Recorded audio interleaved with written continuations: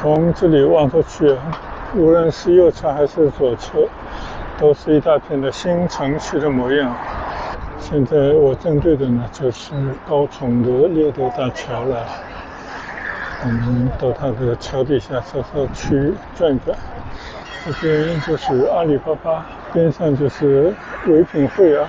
阿里巴巴边上呢，应该是腾讯啊。正好已经来到了金融城的对面了。我们在这边要观望一下对面的金融城现在发展的状态如何。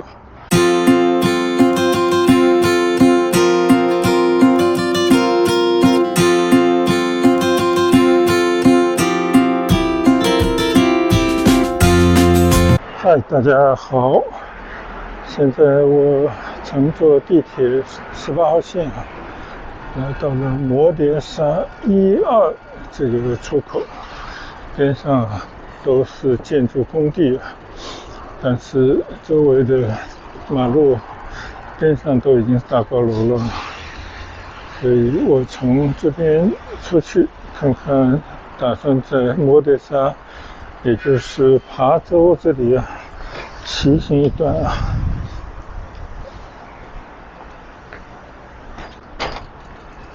看看这都是围蔽的状态，周围有很多的大厦，有些已经完工，但也有很多呢还在装修之中。看来我出的这个口不是特别合适好像是都是一片工地的地方，我们去找找。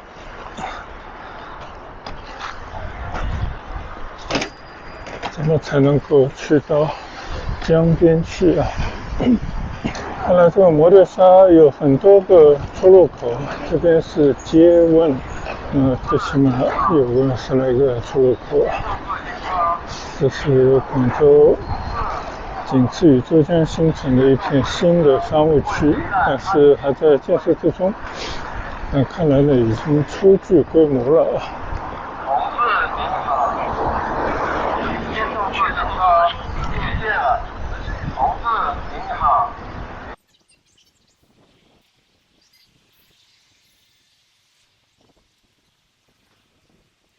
今天呢，我的目标是黄埔古港，就准备到广州最早开府的一个涉外的贸易的一个海关，也是船运的码头那边呢，现在只能称之为古港了，因为早就没有了那样的功能了。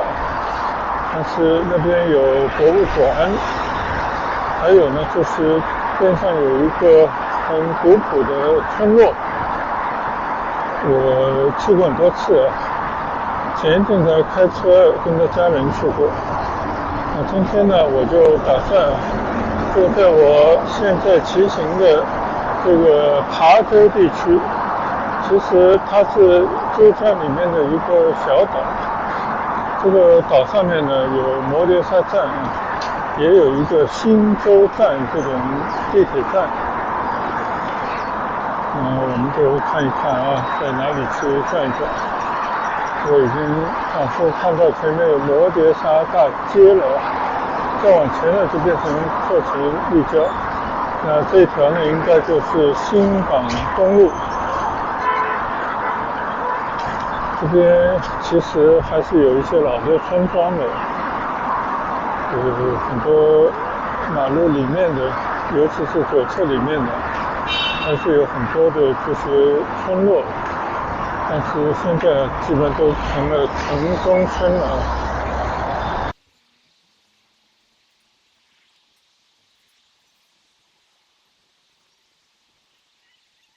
我的右侧呢就是这条摩碟沙大街。我们从来没进到这里面来过，我们就进去转转吧。这样看过去正对的就是广州电视塔小蛮腰。这条街虽然不是很大，但是还是蛮干净的。看右侧应该是一个屋村，这个院墙有很多的三角梅啊，升到了马路上，还蛮好看的。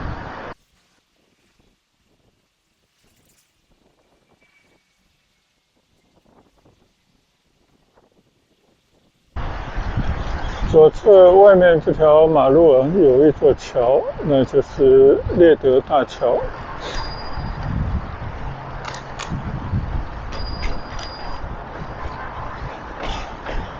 这边也是一条小河冲啊。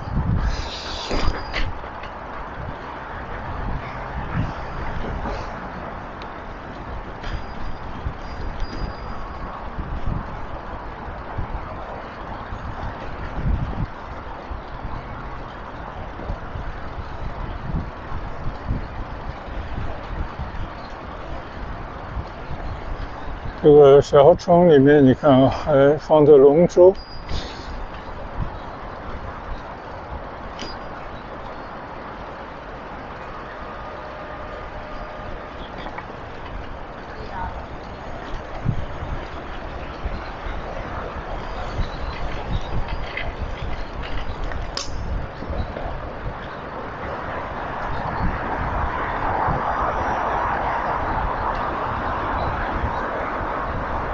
从这里望出去，无论是右侧还是左侧，都是一大片的新城区的模样。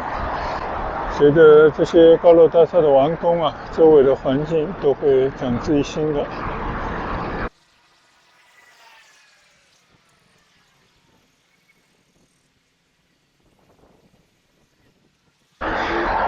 原来现在我在的地方叫琶洲大道，想必以后会是一条非常开阔大马路，但现在还有马路上的一些工程没有完工。好，骑过琶洲大道，完全置身于一片新城区之中。这边呢，应该是仅次于珠江新城的第二个大的开发的区域啊。它的好处呢，就是沿着珠江的江边，这一路呢向黄埔方向发展而去。这条江的两岸以后都会是一些新的城区。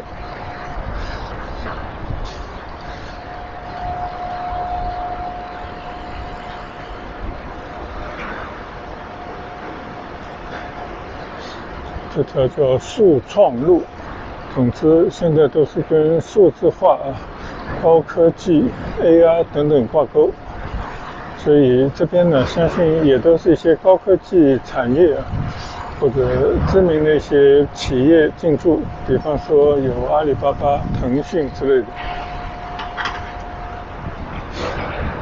这些马路似乎还没有完全搞好了，这边貌似都是一片工地，不知道能不能穿得过去呢？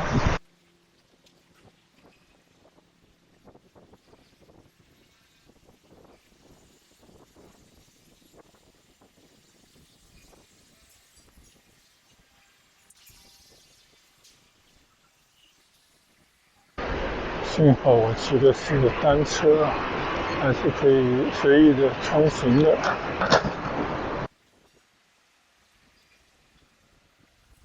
哦，这里出来就已经是爬梯这个啤酒什么区的区域了。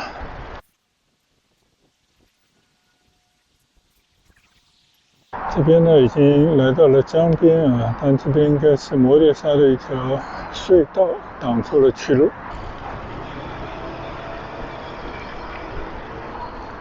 这里呢是一条路面的轨道车，这个是猎德大桥南这个车站。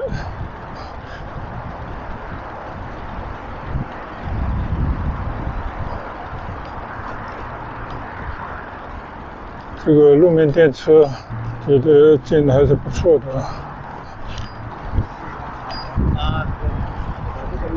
现在我正对的呢就是高崇的猎德大桥了，我们到它的桥底下稍稍去转转。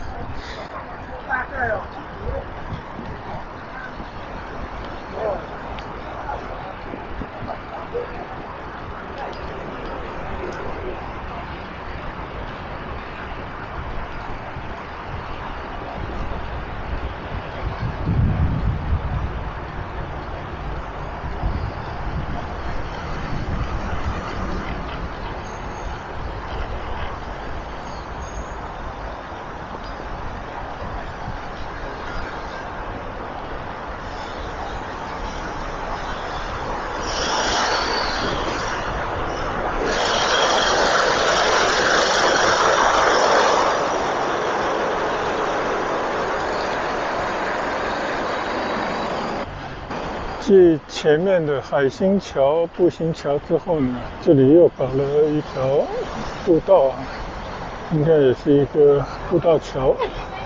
我相信啊，这些单车肯定是不让走的了。我们在这边稍稍的观望一下就好。对面就是珠江新城，这里转过来呢就是广州电视塔。广州电塔的两边呢都有这种步道桥啊，大家可以在这个桥上漫步看风景。但今天这个江里面啊，这个水好像少了很多，这个江底都露了出来，都是一片淤泥的状态，感觉不是特别好。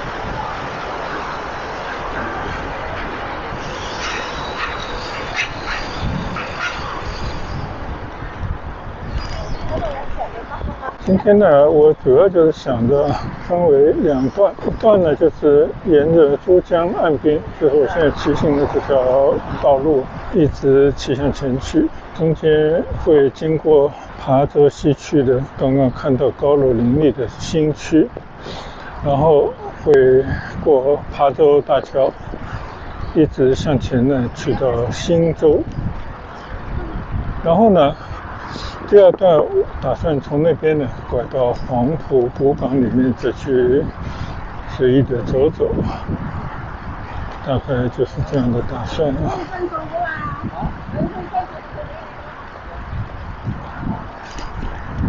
天气还是不错的啊，早上出来的时候呢21、2度，到了中午呢大概25、6度，到了下午最热可能27度这样，所以我还是穿着短袖出来，感觉这样等一会会比较舒服一些。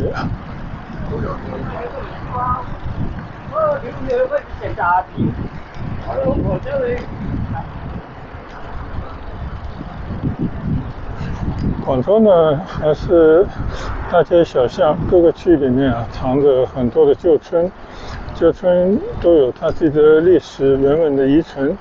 比方说各家的祠堂啊，昨天我就在网上看到有一篇专门介绍在广州一些知名的姓氏，比方说姓李的、姓陈的、姓简的、姓显的等等吧。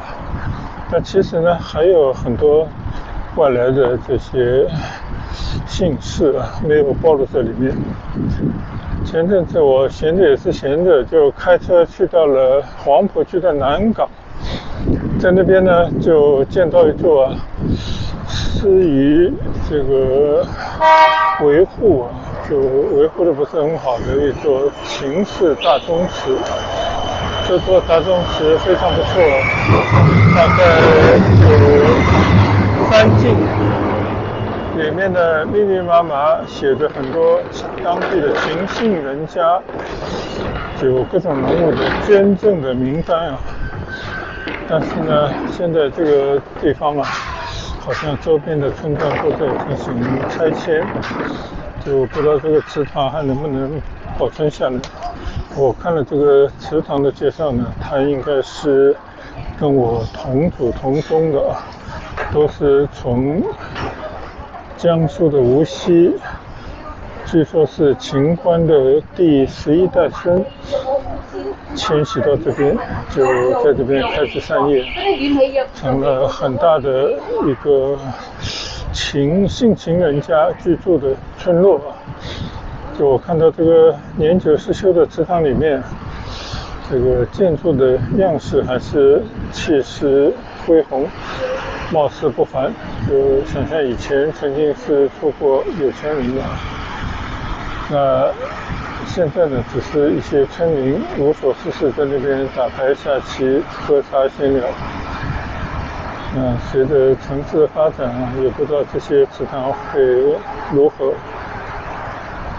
其实在广州姓秦的有好几个祠堂呢，另外一个呢应该在杨箕村，就杨箕村进行改造以后，就把原来的一些祠堂呢搬了个地，但是还是按照原来的规模、原来的样貌进行了复建。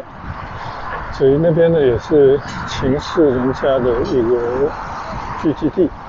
据说这条线呢是从天河区的叫石溪村那边过来的。那我没去过石溪村啊，石溪村应该就在江的对岸那边。但根据史料介绍呢，是秦观的第5个后代第5代的后人。在那边呢，就是繁衍下来。那有一支呢，后来就去到了杨箕村。不管怎么说呢，就姓秦的还是源远流长。不仅在广东，还有广西、四川，当然还有江西湖南这个浙江等地吧，就是秦家呢一直是读书人家就历代秦氏后人出了34位进士，那有曾经在清朝做大官就做过30多年的大官，所以呢，当年就是还是有很多的传承。那在这样的情况底下呢，就是包括这个广东等地都有秦氏后人的足迹。这边好像堵死了，从这边马路那边绕过去就可以过去了。好。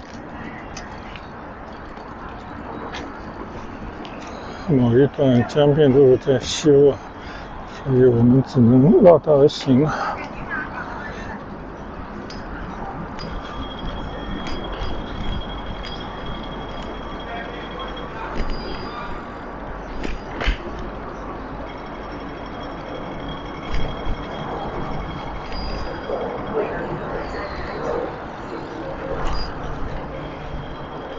我的这个头顶上其实现在在建一个很大的空中的连廊，这个连廊不知道开通没有手扶电梯上到了一个平台看来这边已经有不少人在这边观光了。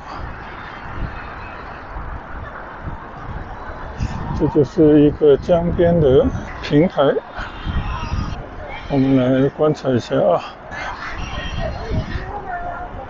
迎面的当然是珠江，但是呢，我们转过头来，这边就是阿里巴巴，边上就是唯品会阿里巴巴边上呢，应该是腾讯都是一些大的电商或者是互联网的大牌的企业，从上面这个平台下来了就貌似在管理上面还是蛮严格的。就这种大家散步的平台你这个单车是尽可能不要上去好，那我们既然来了，就在这一片都是高科技公司林立的区域稍微闲逛一下就来过很多次了，每次来呢都感觉好像还差点意思。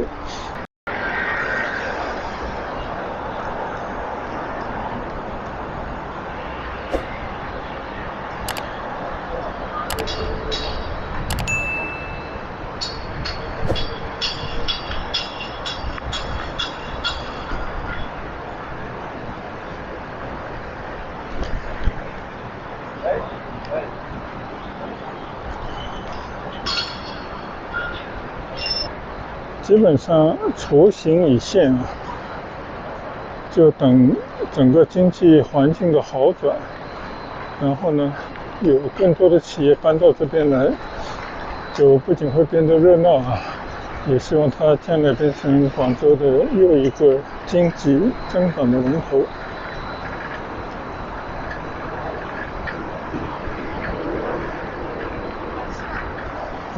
这个是什么地方？搞了一些中国古代人物造型三国志、梦幻大陆，这个挺好玩的就把这种游戏就摆到了街上来了，作为一种宣传吧。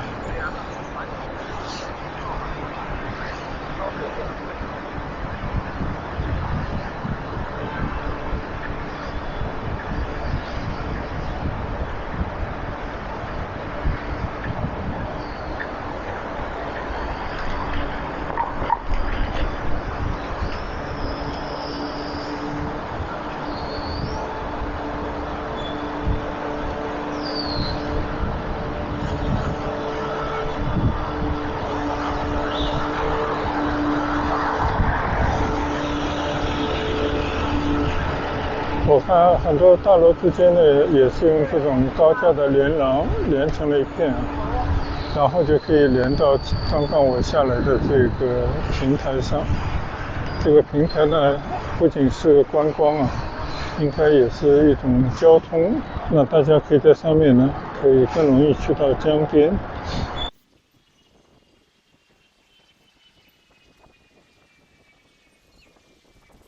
现在呢，我回到越江西路上来骑行了。原本呢，我还是打算要骑到左侧马路对面的江边，看看有没有一条步道可以通到那里。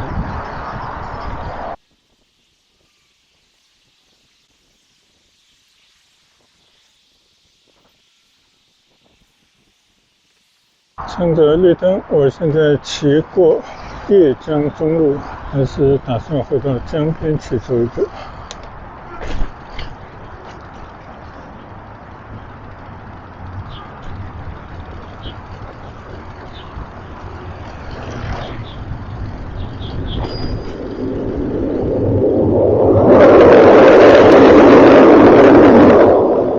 有一辆路面电车驶过。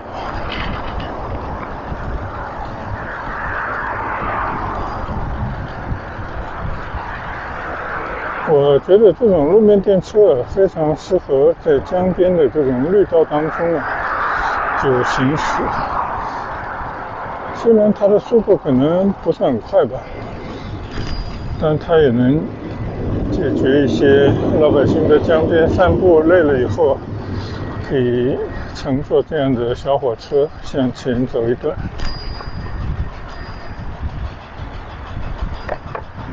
到了这边呢，就已经来到了广州知名的琶洲会展中心区域了。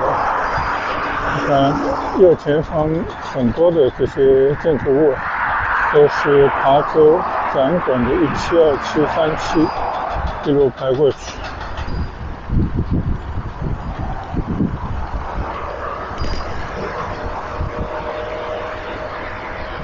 你看右侧貌似还在建设之中，广交会堂一个蛮大的建筑物。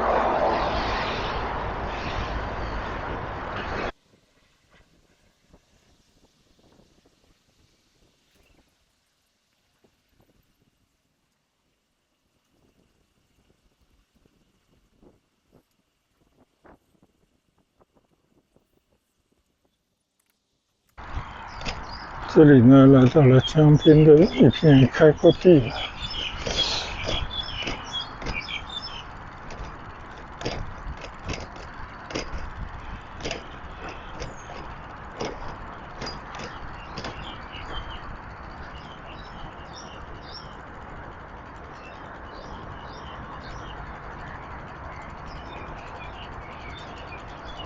今天天气不是特别清亮好像蒙在一层薄雾之中。从这个方向望过去呢，就是珠江新城我刚刚就是在那个附近过来的。我的左侧呢，就是琶洲的会展中心，这边有一个像是小广场吧，有这么一行字：望得见山，看得见水，记得住乡愁。好，我们继续往前面走一段。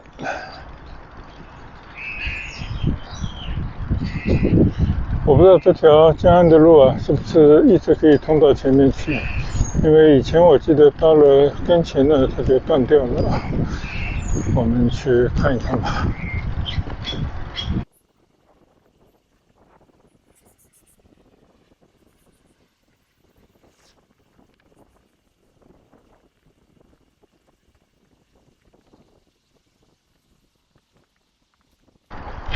新时代驿站会展码头，应该是观光的吧，也叫广交会码头。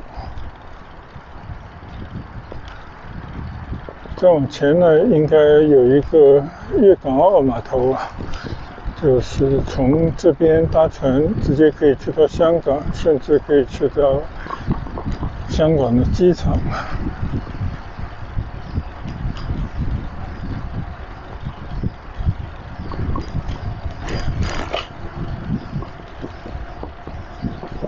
我的左前方呢，看到很多的高楼了。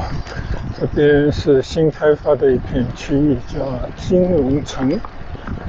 就沿岸的这些房子，基本上已经建得七七八八了，并且一路向前延伸到渔珠。所以这个珠江边上都是宝地啊，只要还有能力发展，一定会一直沿着珠江发展过去的。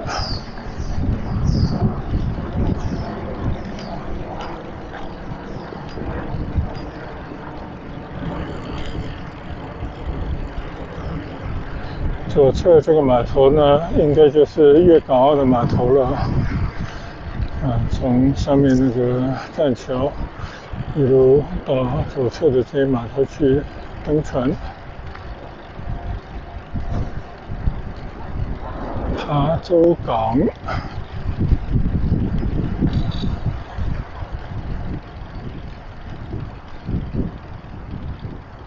琶洲港澳口岸啊，正式名字叫口岸，因为在这边呢，等于就出关了啊。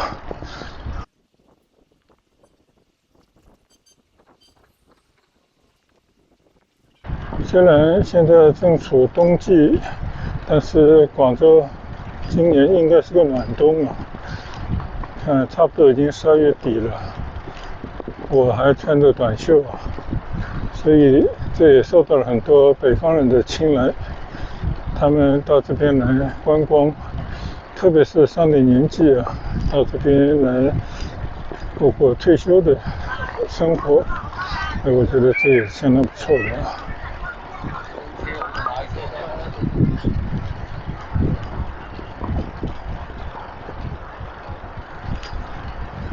前方呢，应该是琶洲大桥了。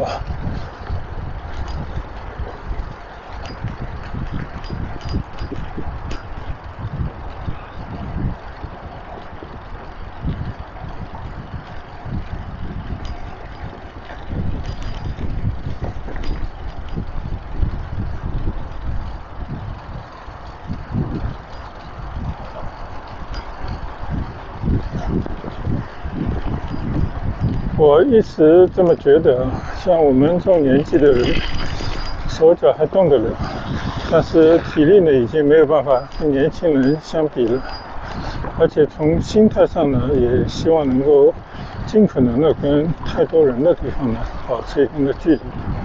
那以这样的小单车，特别受惠于广州啊自行车可以上地铁这样的好的政策，你可以到周边呢，就像我现在这样的随意的去逛逛，即便是无所事事，就这么骑车看看风景，那我个人觉得也是一种非常好的休闲的方式，也是令我满意的退休的生活的一种生活的状态。现在我们在琶洲大桥下骑过，我们再往前走走啊，来看看能不能再往前去了。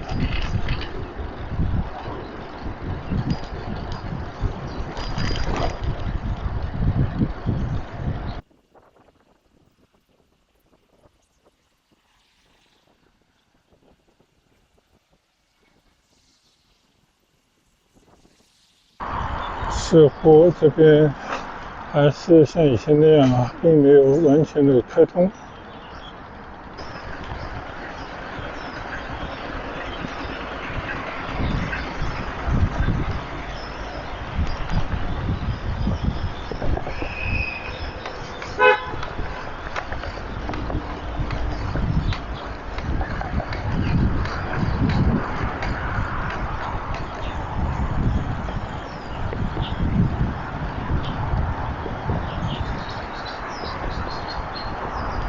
这边种了不少的桂花，冬季了，正好是桂花开花的时期，有一阵阵的清香扑面而来。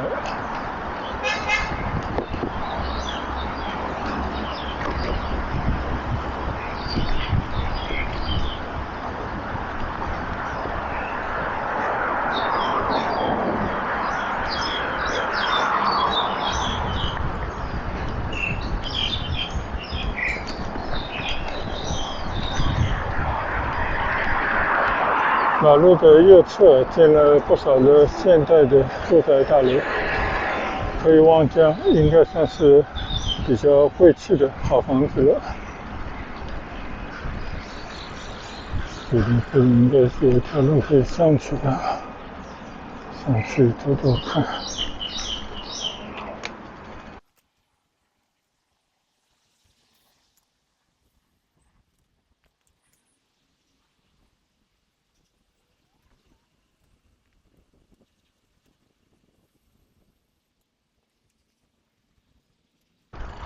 这边也是可以来到江边最清水的地方，正好已经来到了金龙城的对面了。我们在这边也观望一下对面的金龙城现在发展的状态如何。就前面有那个叫萨河酒店，还有全季酒店的那4栋楼，就被人家戏称为核反应堆啊。像那种这个房子造型我觉得并不怎么样，但是这个后面还有很多更高的楼，还有很多正在兴建中的高楼，这应该也是一大片的发展的区域，或者说又一个 CBD 那种感觉。好，我们趁着这条路还可以往前走，我们继续沿着江岸往前走一段。这里以前我好像是一直没有到达过的，我们往前看看路，它到底可以去向多远？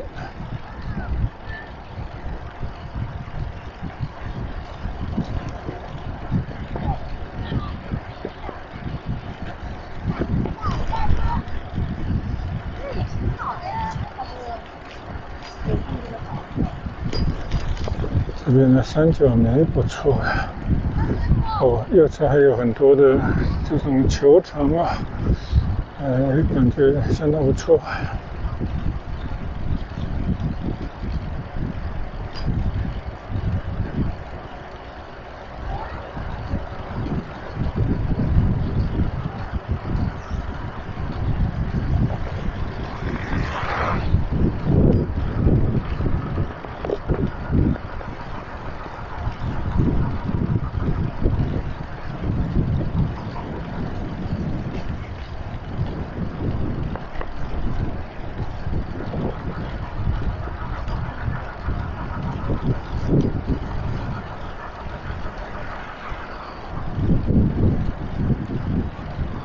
我相信总有一天呢，广州珠江边上还有其他的一些侧支的江边的马路都会贯通的。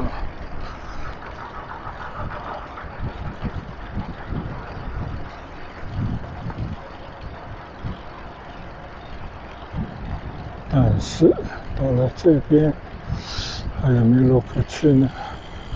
好像已经到头了吧。前方在施工，这段路应该是过不去了。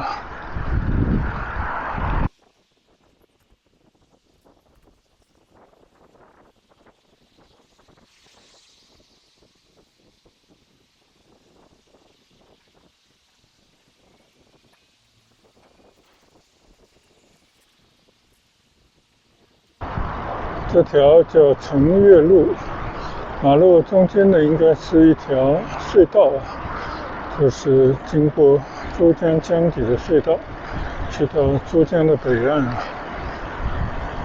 马路对面的应该还没有得到开发，但是右侧这边呢，就已经发展的相当不错了。看到右前方有一个商业中心叫琶洲里。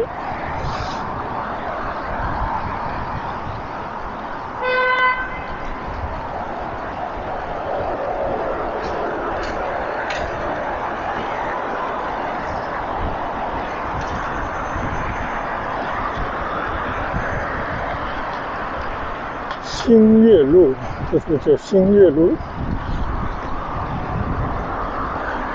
这个里面都是琶洲新村的地方了。就以前这些琶洲村里的房子被拆掉以后，就改建成了这么一片区域。但是当地村民呢也得到了回迁，就跟这个外面来的买了商品房居住这里的人呢已经没有区别了。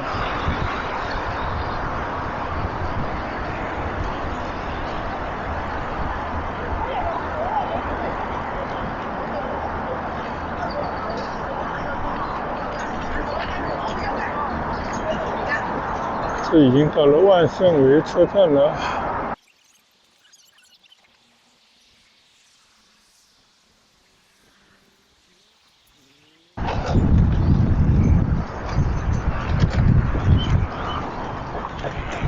现在我骑过新港东路，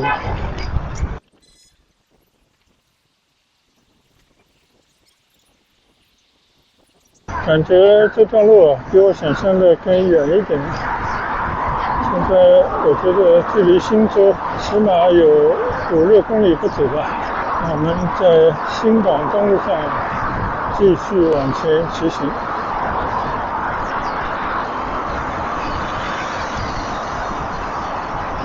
黄埔古港呢，就可以从我的右侧这条马路里面进去了。但是我想，我先去到新洲站附近转转。